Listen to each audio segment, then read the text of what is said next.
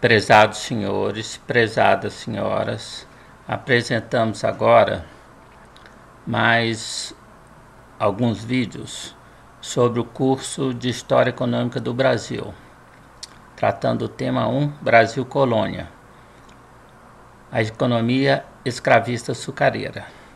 Trata-se do terceiro vídeo comentando o texto do Celso Furtado do livro Formação Econômica do Brasil, Fundamentos Econômicos da Ocupação Territorial.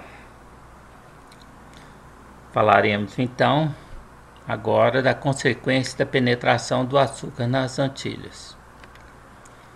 À medida que a agricultura tropical, particularmente a do fumo, transforma-se num êxito comercial, cresciam as dificuldades apresentadas pelo abastecimento da mão de obra europeia. Aqui Furtado está se referindo às ilhas da Antilha, que foram ocupadas particularmente pela França, várias delas foram ocupadas particularmente pela França e pela Inglaterra, e que lá desenvolveram uma ocupação a partir de pequenos produtores. Era um objetivo dessas potências europeias, desenvolver uma ocupação populacional densa, que seria usada, a população seria usada nas milícias quando do assalto à América Espanhola. Pretendia-se, num determinado tempo, invadir o continente propriamente dito americano, e para quê? Para ocupar tomar as minas da Espanha, de posse da Espanha. Bom, então foi se desenvolvendo a agricultura tropical e se transformou num êxito comercial, principalmente por causa do fumo, desenvolvimento do fumo. Emerge então aí uma intensa concorrência entre regiões que exploram mão de obra escrava de grandes unidades produtivas e regiões de pequena propriedade de população europeia. Abaixo dos preços ocorrida nos mercados internacionais, cria sérias dificuldades às populações antilhanas, e as grandes plantações escravistas demonstram ser negócio mais vantajoso. Aliás, com a expulsão dos holandeses do Brasil em 1654, os holandeses, que invadiram através da ocupação do Nordeste do Brasil, se tornaram senhores da técnica de produção e muito provavelmente aparelhados para a fabricação de equipamentos para a indústria açucareira. Eles vão se empenhar firmemente em criar fora do Brasil um importante núcleo produtor de açúcar. É tão favorável a situação que encontram nas Antilhas francesas e inglesas que preferem colaborar com os colonos dessas regiões a ocupar novas terras e instalar por conta própria a indústria. Quer dizer, na verdade, eles vão fazer nas Antilhas o que fizeram no Brasil. Quer dizer, quando os portugueses desenvolveram a produção de açúcar, dominaram a técnica da produção do açúcar nas ilhas do Açores e da Madeira, o que eles fizeram? Eles passaram a financiar a instalação da indústria açucareira no Brasil, além de comercializar o produto, financiaram o tráfico negreiro, financiaram a produção e a instalação da indústria açucareira no Brasil. Agora eles vão fazer o mesmo no Caribe. Os holandeses não somente deram a necessária ajuda técnica, como também propiciaram crédito fácil para comprar equipamentos escravos de terra. E aí, dessa forma, menos de 10 anos depois da expulsão dos holandeses do Brasil, operava nas Antilhas uma economia açucareira de consideráveis proporções, cujos equipamentos eram totalmente novos e que se beneficiava de mais favorável posição geográfica. Quer dizer, as Antilhas estão muito mais perto da Europa, dos mercados europeus, do que Pernambuco. Ainda mais se for os engenhos da Bahia, do Rio de Janeiro, aí estão mais longe ainda, né? Então, você vai oferecer um açúcar. Primeiro, você quebra, então, o monopólio português, né? Vai haver um maior afluxo quer dizer, Portugal continua enviando açúcar para a Europa e agora tem um novo açúcar do Caribe. Os preços vão cair muito por causa disso, né?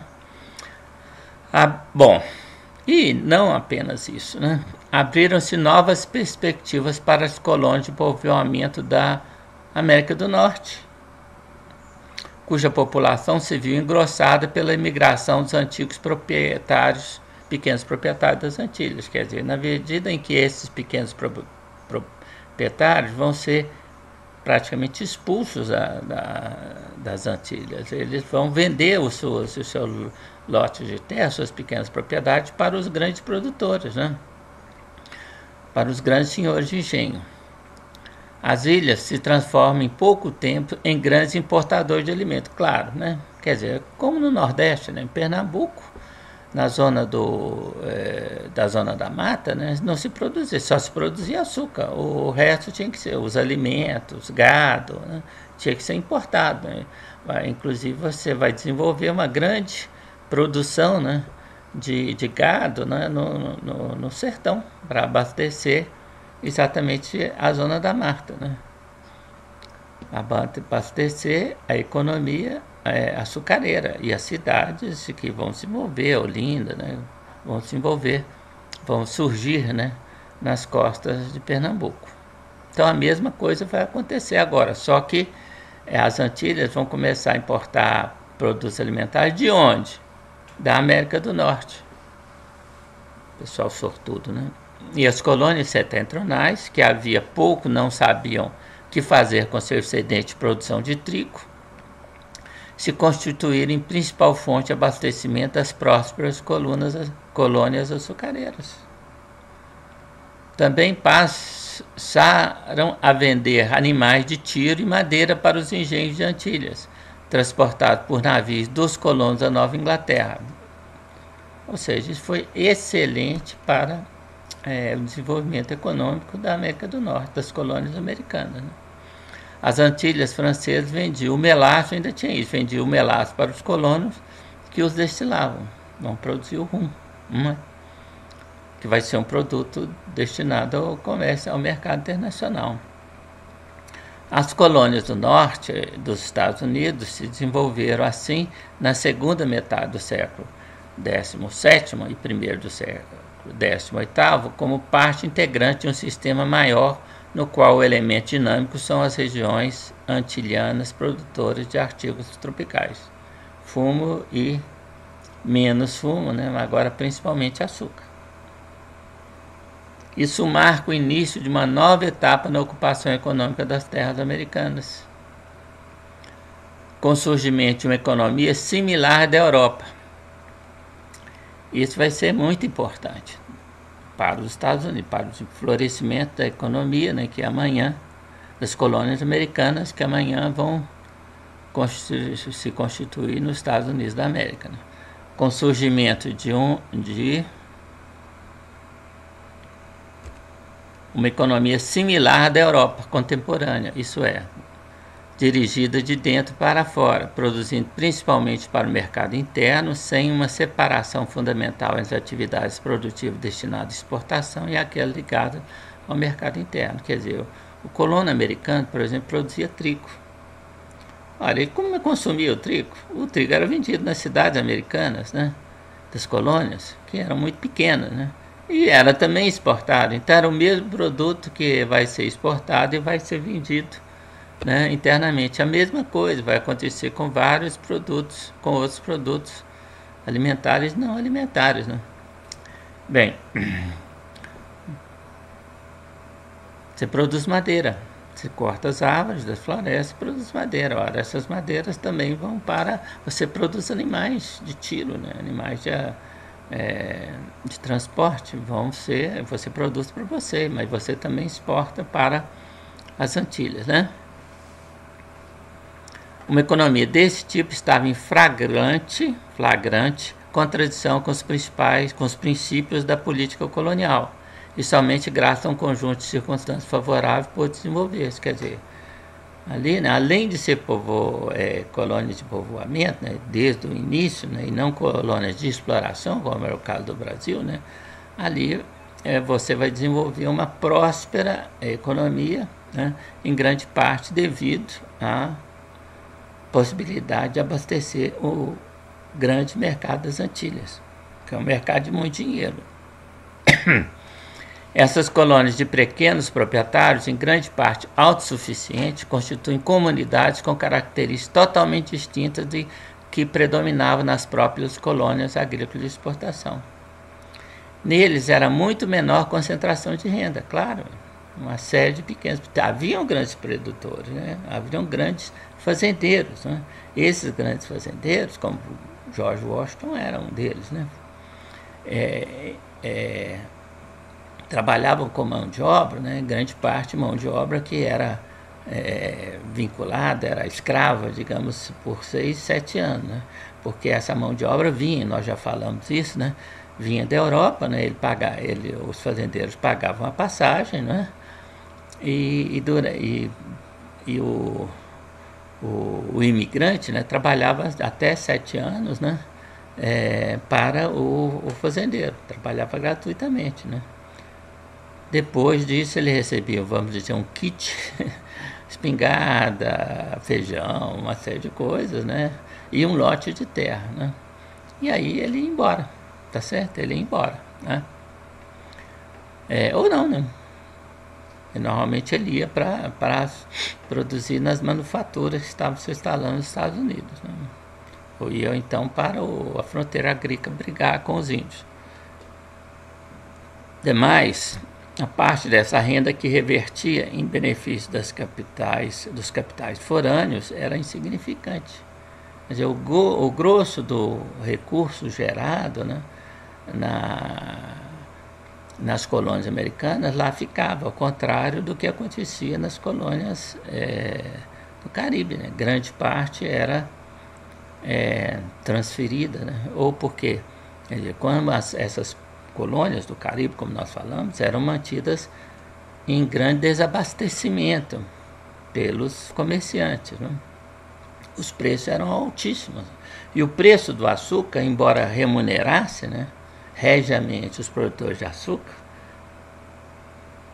era bem menor do que aquele que chegava em Portugal, ou chegava na França, onde chegava na Europa, tá certo? Então, né, essa era o lucro, né, era auferido na esfera comercial. Então isso significa que grande parte do excedente, digamos assim, gerado nas Antilhas era transferido para os comerciantes europeus, né? Aqui em grande parte, não só holandeses, né? Também os holandeses, né? Porque os holandeses participavam do financiamento. Então parte do excedente ia para os holandeses na forma de juros, né, sobre de custos financeiros, né? E parte ia para os comerciantes ingleses e franceses, dependendo aí de quem era a ilha onde estava desenvolvendo a produção de açúcar, né? Bom, em consequência, o padrão médio de consumo era elevado. O escravo consome, né? Claro que consome, ele tem que sobreviver, né? Mas não é o consumo de um pequeno produtor agrícola dos Estados Unidos, que é muito maior, né, relativamente ao nível de produção per capita. Ao contrário do que ocorria nas colônias de grandes plantações, em que parte substancial dos gastos de consumo estava concentrado numa reduzida classe de proprietários, né, que importavam, né, muito do que consumiam, né, claro, e se satisfaziam com importações. Nas colônias do norte dos Estados Unidos, os gastos de consumo se distribuíam pelo conjunto da população, sendo relativamente grande o mercado de objetos de consumo. Essas diferenças de estrutura econômica teriam necessariamente corresponder grandes disparidades de comportamento dos grupos sociais dominantes nos dois tipos de colônias. Quer dizer, nas Antilhas inglesas, os grupos dominantes estavam intimamente ligados a poderosos grupos financeiros da metrópole. Hoje no Brasil grande parte dos nossos grandes fortunas estão ligados aos grupos financeiros internacionais. Não tem compromisso com o crescimento econômico do Brasil, com a economia do Brasil, com a população. Tem compromisso com o dinheiro, com o bolso deles. Né? É a mesma coisa que acontecia nas Antilhas. Né? E tinha, inclusive, uma enorme influência no parlamento britânico.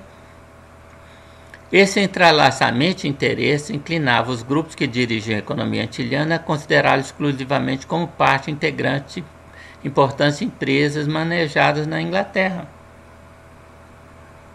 As colônias setentrionais, ao contrário, eram dirigidas por grupos ligados uns a interesses comerciais centralizados em Boston e Nova York, os quais frequentemente entravam em conflito com os interesses metropolitanos, e outros representativos de populações agrícolas praticamente sem qualquer afinidade de interesse com a metrópole. Aliás, por causa desses elementos é que vai haver a independência americana.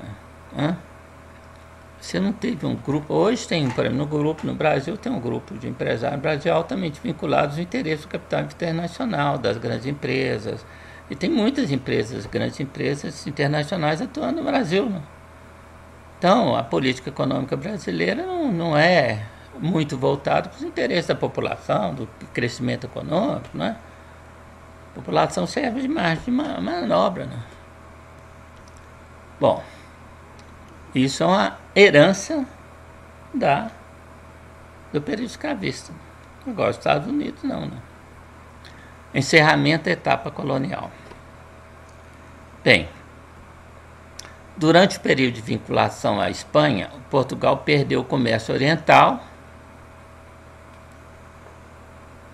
nas Índias, né, com as Índias, e o monopólio da produção de açúcar.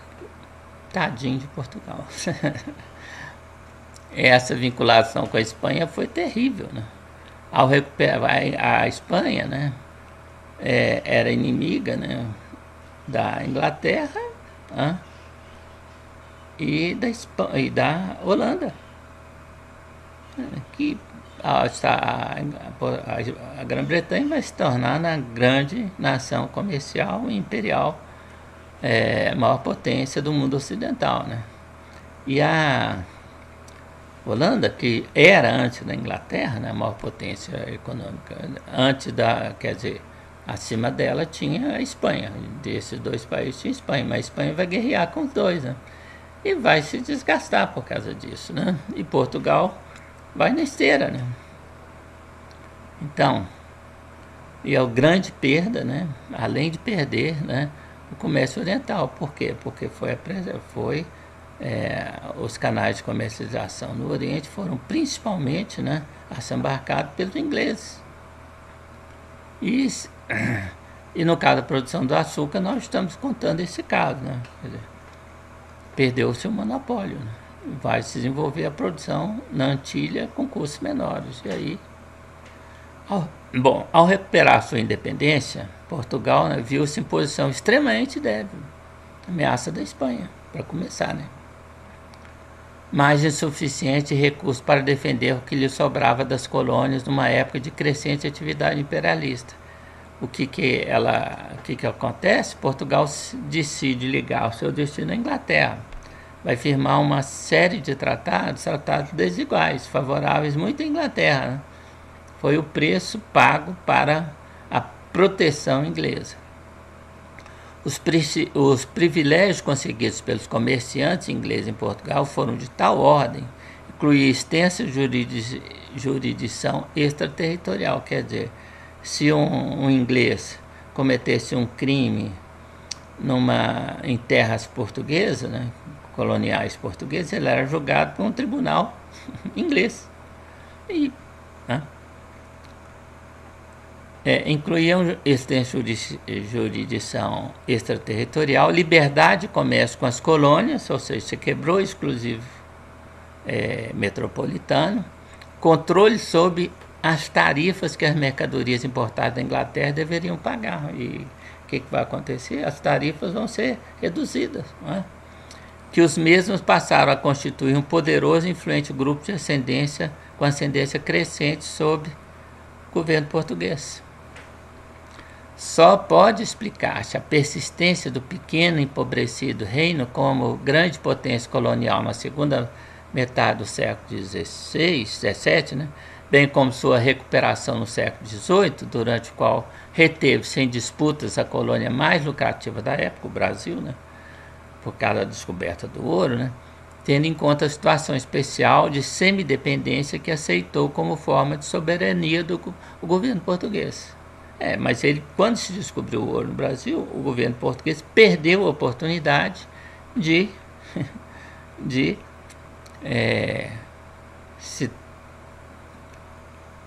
se transformar num país menos dependente, ganhar independência em relação à Inglaterra. Não, ele vai continuar sendo um estado semidependente. Último quartel do século XVII, né, 1675 em diante, né, fomenta-se a produção de manufaturas. Essa política alcançou dar alguns frutos e durante 2 decênios se chegou mesmo a interditar a importação de tecido de lã, principal manufatura então importada, que vinha na verdade da Inglaterra. Ou seja, Portugal estava desenvolvendo as suas manufaturas. E aí o que acontece? No primeiro decênio do século XVIII, né, o rápido desenvolvimento da produção de ouro no Brasil leva ao Tratado de Methuen de 1703, que vai ser terrível, né? O que é o Tratado de Methuen? Methuen é o nome da pessoa que negociou o tratado com Portugal. E o que aconteceu com esse tratado? Portugal, né, se comprometeu a eliminar as tarifas de importação de produtos manufaturados ingleses, e a Inglaterra fez a mesma coisa em relação ao vinho português. Agora, quando um país cresce economicamente, ele toma mais vinho ou consome mais produtos manufaturados? Então, esse é o tratado, né? No Brasil hoje nós temos vários defensores do Tratado de Methuen, né? Pessoas que acham que o Brasil devia virar uma grande fazenda, né? Que a turma do Fernando Henrique Cardoso, né? Pessoal da PUC Rio, né? Esse pessoal que ainda hoje defende o neoliberalismo, né? Como se isso fosse possível, né? Desenvolver um país. Não é à toa que a taxa de crescimento do Brasil caiu. O Brasil está em franco processo de desindustrialização, né? A mesma coisa aconteceu com Portugal, a partir do Tratado de Methuen, né? O Tratado de Livre Comércio, vamos dizer assim, né? Que significou para Portugal renunciar a todo desenvolvimento manufatureiro, implicou transferir para a Inglaterra o impulso dinâmico criado pela produção aurífera do Brasil. Ou seja, o que aconteceu? Portugal passou a ter déficits enormes na balança comercial com a Inglaterra. Pagava com o ouro vindo do Brasil. Enquanto o ouro durou, tudo bem, né? Depois do ouro acabou, e aí? O ciclo do ouro, né? Aliás, bem, né? Esse é o segredo do Chile, né? Que todo mundo acha que é um bom exemplo. O Chile é um exportador de cobre. 40% das exportações são produtos de cobre, derivados de cobre. É um Kuwait do cobre, né? E tem vários outros produtos exportados, né?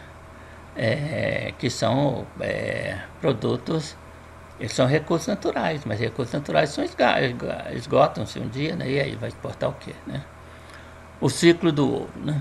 Para a Inglaterra, o ciclo do ouro brasileiro trouxe um forte estímulo ao desenvolvimento manufatureiro, que nós acabamos de falar, né? Uma grande flexibilidade à sua capacidade para importar e permitiu uma concentração de reservas que fizeram do sistema bancário inglês o principal centro financeiro da Europa. Pimba! Aí é o Brasil, é o ouro do Brasil. O ouro do Brasil. Por causa do tratado, em grande parte do tratado, não é exclusivamente, né, mas em grande parte por causa do tratado de Methuen. E aí Portugal se condenou a virar um eterno país subdesenvolvido. A Portugal, entretanto, a economia do ouro proporcionou apenas uma aparência de riqueza. Quer dizer, se fosse em Lisboa, durante o período do ciclo do ouro, do auge do ciclo do ouro no Brasil, era uma maravilha, tinha produtos importados do mundo todo, chiques, castelos em construção, era uma maravilha, era uma pena que durou pouco, né? Minério não dá 2 safras, já diziam os mineiros, né? no século XX, no início do século XX. No Brasil, há rápido aumento populacional e os escravos se tornam minoria, porque vai ter uma grande, nós vamos ver isso mais adiante, vai ter uma grande migração de portugueses para o Brasil, né, para exatamente participar do ciclo, da economia do ouro. Né. Último quartel do século XVIII, né, decadência da mineração aurífera no Brasil. E aí avacalhou tudo, né? A Inglaterra já havia, sem embargo, entrado em plena Revolução Industrial. Revolução Industrial, né? Pode dizer que ela teria começado em torno de 1850, ou a maioria dos autores fala 1860, né? O último quartel do século XVIII é 1775. Portanto, né? 25 ou 15 anos depois do início da Revolução Industrial. Né? As necessidades de mercado cada vez mais amplas para as manufaturas em processo de rápida mecanização impõem nesse país o abandono progressivo dos princípios protecionistas. Ele vai aderir ao livre comércio. Quem é partidário do livre comércio? Né? Os ignorantes, os tolos e... não vamos dizer assim, né? Tem muita gente que não estudou direito, né? Que acredita naquela bobagem da teoria das vantagens comparativas de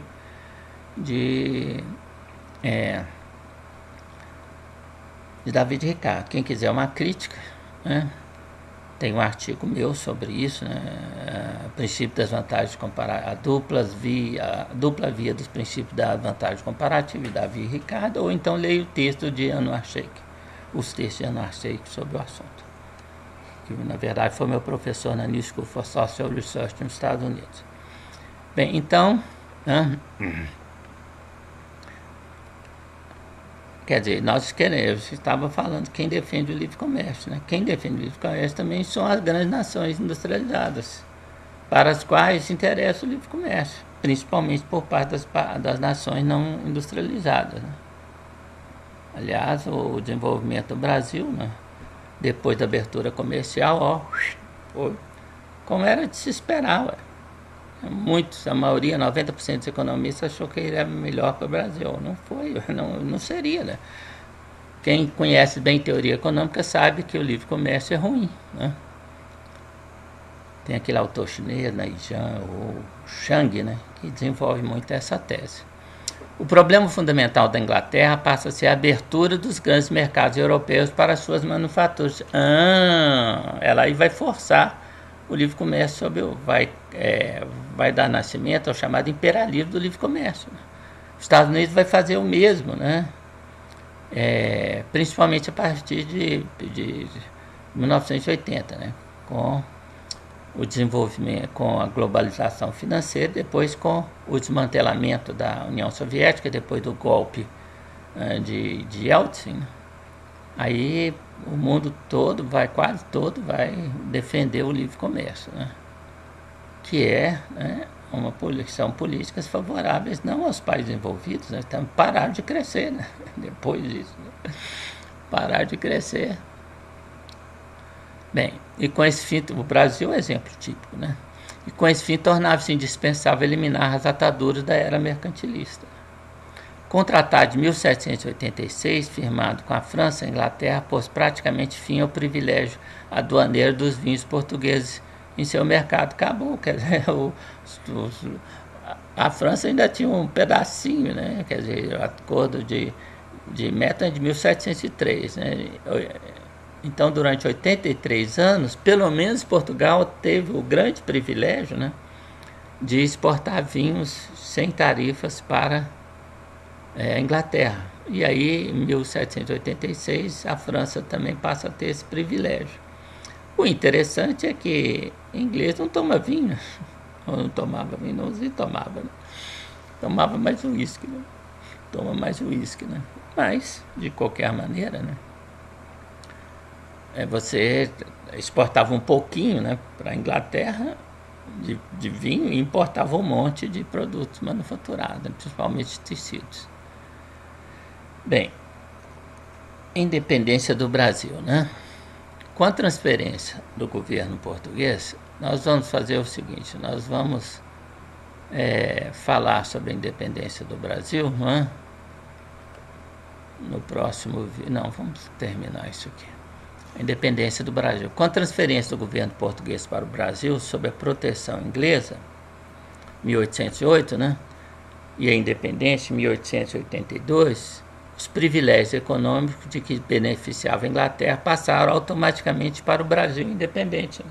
Aquela abertura dos portos para as nações amigas, na verdade, né, que a gente aprende aí, né, na verdade foi apenas transferir para o Brasil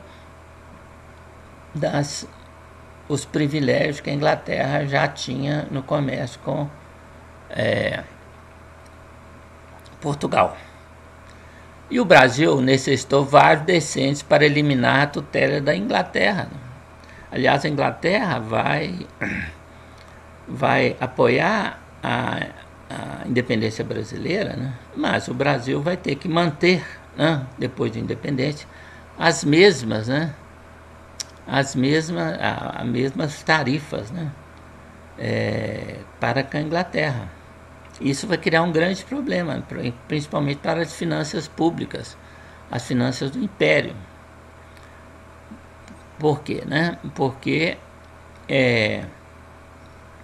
como as tarifas eram muito baixas, e o imposto de importação era o principal imposto do país, o Império Brasileiro ficava sempre com déficits orçamentários. E aí recorria a empréstimos ingleses. E aí ela entrava no outro problema, que eu pagava os altos juros cobrados pela Inglaterra.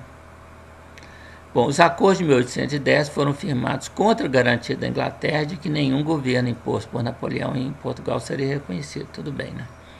Por eles se transferiam para o Brasil todos os privilégios que nós falamos de que gozavam os ingleses em Portugal, inclusive dos extraterritorialidade, né? E se lhes reconhecia, ademais, uma tarifa preferencial.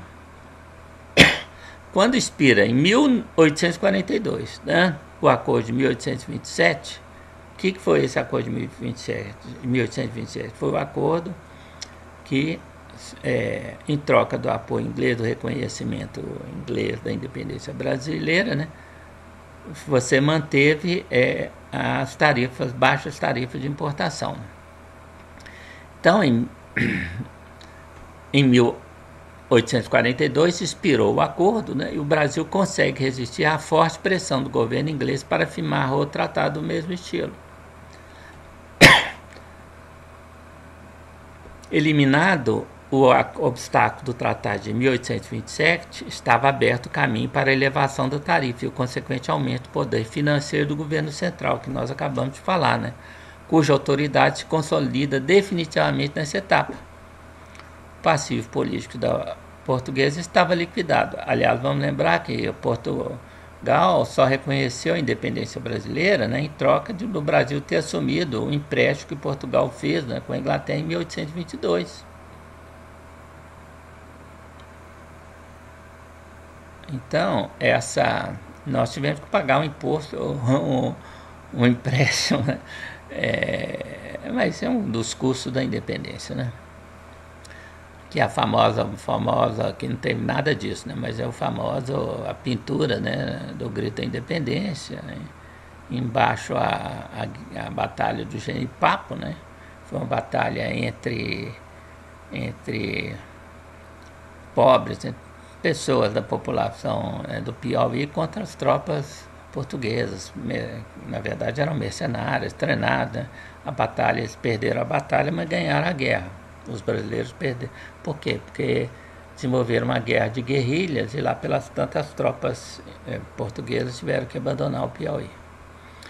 Independência do Brasil. Contudo, do ponto de vista de sua estrutura econômica, o Brasil da metade do século XIX não diferia muito do que fora nos 3 séculos anteriores. A estrutura econômica, baseada principalmente no trabalho escravo, se mantivera imutável nas etapas de expansão e decadência. A ausência de tensões internas resultante dessa imutabilidade responsável pelo atraso relativo da industrialização. Quer dizer, por que não teve industrialização no Brasil no século XIX? Porque a industrialização é incompatível com o trabalho escravo. É o caso da Rússia, né? A Rússia não se industrializou. Só começou a se industrializar. Tinha uma certa manufatura, que fora muito importante, né? Mas estava inteiramente obsoleto. Não é à toa que depois da Guerra da Coreia, né, de 1853 a 1856, o czar resolveu abolir a servidão, que aconteceu em 1861. É aí que abriu-se a porta para a industrialização da Rússia. Bom, então com isso nós terminamos a nossa exposição sobre o capítulo do livro do Furtado, né? Formação Econômica do Brasil, denominado Fundamentos Econômicos da Ocupação Territorial.